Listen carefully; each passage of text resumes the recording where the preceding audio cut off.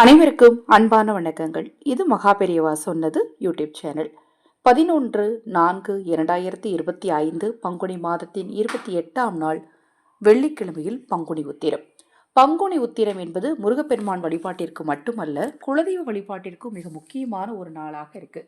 இந்த நாளில் குலதெய்வத்தை வழிபடுவதனால் பார்த்தீங்கன்னா, உங்கள் வீட்டில் இருக்கக்கூடிய கண்திருஷ்டி தோஷங்கள் நீங்கும். குலதெய்வத்தின் பரிபூர்ணமான அருளால் நீங்கள் நினைத்த காரியம் தடையில்லாமல் நடக்கும்.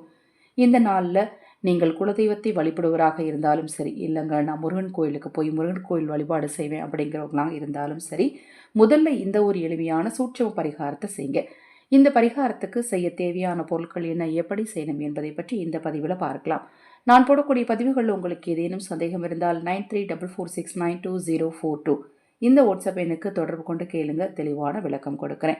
காலை எழுந்ததும் குளிக்கும் நீரில் இந்த பொருட்கள் எல்லாம் சேர்த்துக்கணும். இதை சேர்க்கும் போது பார்த்தீங்கன்னா, உங்ககிட்ட இருக்கக்கூடிய கெட்ட ஆற்றல்கள் நீங்கி நேர்மறை ஆற்றல் சக்தி பெருகும். பொதுவாகவே குளியல் முறை என்பது அந்த காலத்தில் பூஜை முறைகள், வழிபாட்டு முறைகள், யாகம் வளர்ப்பது, இப்பெல்லாம் குளிக்கும்போது பார்த்தீங்கன்னா கடல், ஆறு, ஏரி, குளம் இது மாதிரி நீர்நிலைகளில் போய் குளிச்சுட்டு வந்து அதன் பிறகு தான் பூஜை முறைகளை கையாளுவாங்க. இப்போ எல்லாருக்கும் அது சாத்தியமா அப்படின்னா கண்டிப்பாக கிடையாது. வீட்டிலேயே மிக எளிமையான குளியல் முறையை அதே நேரத்தில் ஆன்மீக குளியலாக மாற்றுவது எப்படிங்கிறத பற்றி தான் இந்த பதிவில் பார்க்க இருக்கிறோம். ஒரு நிறை சொம்பில் முதல்ல சுத்தமான தண்ணீர் எடுத்துக்கோங்க. பஞ்சகவியம் கிடைத்தால் அதில் சிறிதளவு பஞ்சகவியம் கலந்துக்கோங்க. பஞ்சகவியம் கிடைக்கல அப்படின்னா சிறிதளவு பால் கலந்துக்கோங்க. முதல்ல சிறிதளவு பால் கலந்துட்டு அதன் பிறகு சிறிதளவு மஞ்சள் தூள் கலக்கணும். முருகப்பெருமான் அப்படின்னோடனே அவருக்குரிய அபிஷேகத்துக்குரிய ஒரு முக்கியமான பொருள் சந்தனமும் பன்னீரும் தான். சிறிதளவு சந்தனம் வெள்ளையாக இருந்தால் முழுசாக வெள்ளையை போட்டுக்கோங்க, தூளாக இருந்தால் தூள் கலந்துக்கோங்க.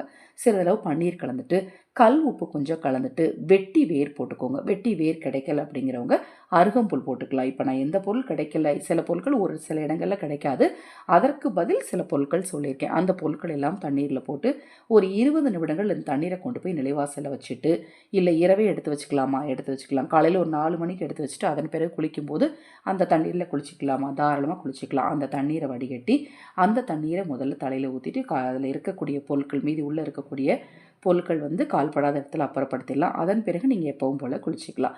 இந்த குளியல் முறையை கையாளுவதால் கண்டிப்பாக உங்களுக்குள்ள ஒரு தெய்வீக எண்ணங்கள் அதிகரிக்க ஆரம்பிக்கும். இதை குழந்தைகளுக்கு கூட நீங்கள் தாராளமாக செய்யலாம். இப்போ நான் சொன்ன விஷயத்தை தவறாமல் நீங்களும் செய்யுங்க, மற்றவர்களுக்கும் சொல்லுங்கள். தொடர்ந்து நம்ம சேனலை பாருங்கள். இன்னும் எண்ணற்ற பதிவுகள் தொடர்ந்து வர காத்திருக்கு. அனைவருக்கும் எனது அன்பு வணக்கங்களை கூறி இந்த பதிவை நிறைவு செய்து கொள்கிறேன்.